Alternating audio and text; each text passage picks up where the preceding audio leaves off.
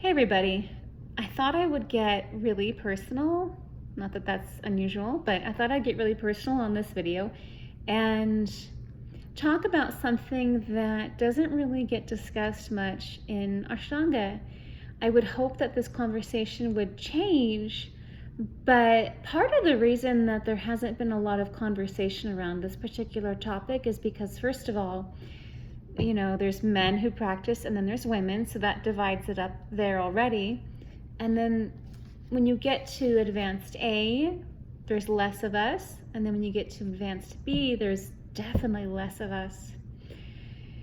But there is a very strong correlation between infertility and really advanced asana.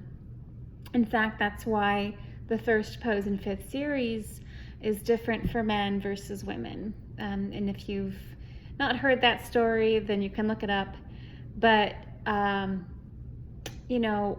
really wanted to, I started really young and I wanted to get to the end of 4th series, and I'm glad I did. Don't get me wrong, I'm very glad I did.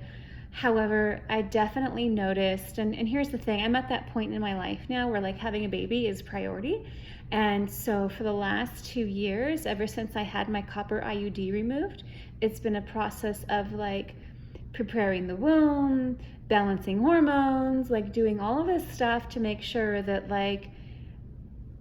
I'm ready to have a baby. And the thing is, I've run into some issues, and so we go through, there's the traditional things, the basic things, and then there's the kind of off the wall things. And I remember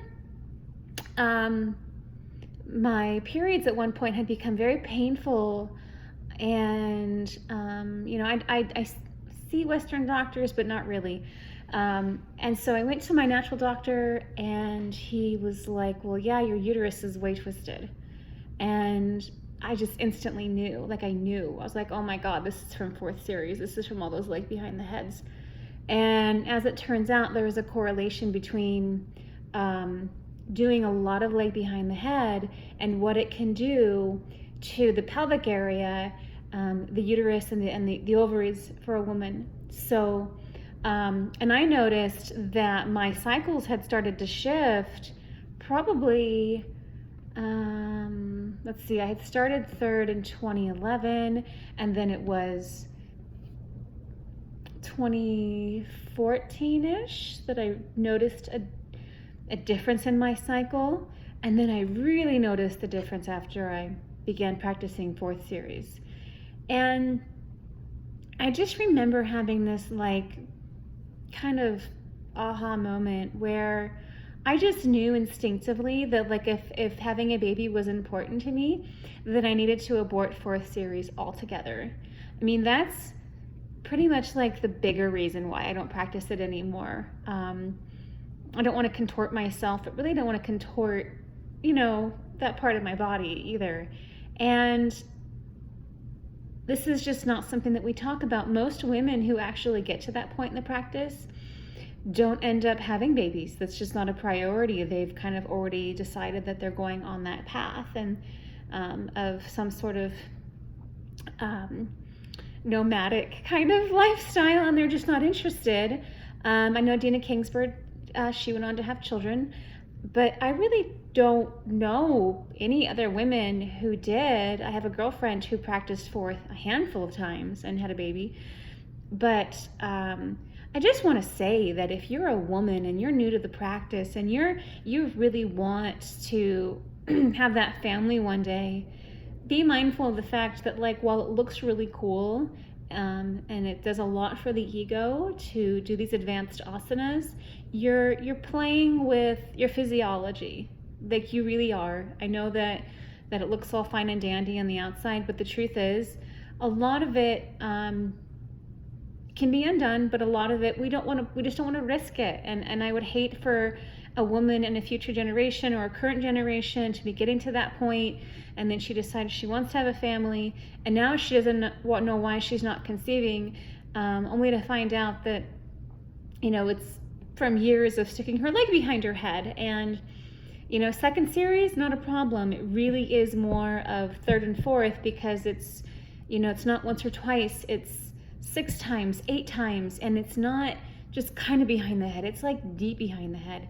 So that repetitive movement, it does take a toll after a while in the pelvic area, and I know that it did change things for me, and I am in the process of like unraveling that, because obviously my fertility is important to me, and I'm still young enough to where I can salvage that and have a family. But I just wanted to say, because like I said, there's not a lot of talk about this, and hopefully that number will start growing as more and more practitioners, female practitioners, get to the advanced series and such. The community's definitely grown, but just keep that in mind. If in fact you do want a family one day, if you've already had your babies, then it really doesn't matter. But if you do want to have a family one day, you might want to be mindful of, fourth series on a regular basis, or preparing for a child, because the body is it can only take so much wear and tear. It's important that, like, part of our practice is to self-nurture, and yeah, that was a huge lesson for me after finishing fourth. I'm glad I did it, and I only practiced it for 2 years, but there are other things in life that are more important than that particular asana practice. So I just wanted to share that, and just kind of give you a heads up. And I did have a talk with a colleague of mine, and that's what came up. Was, well, here's the long and the short of it, Paige, and have you looked into this? Have you checked that? And now I'm feeling like maybe I shouldn't have pushed so hard, but anyway, we're working on it. It's fine. We can do it. I've got a great team of people that I work with on when it comes to my health.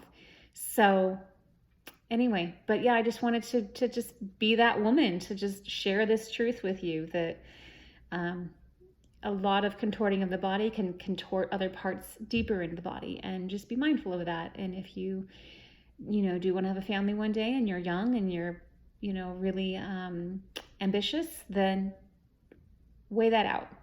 All right. I hope you guys have a great one, and I'll talk to you next time. Bye-bye.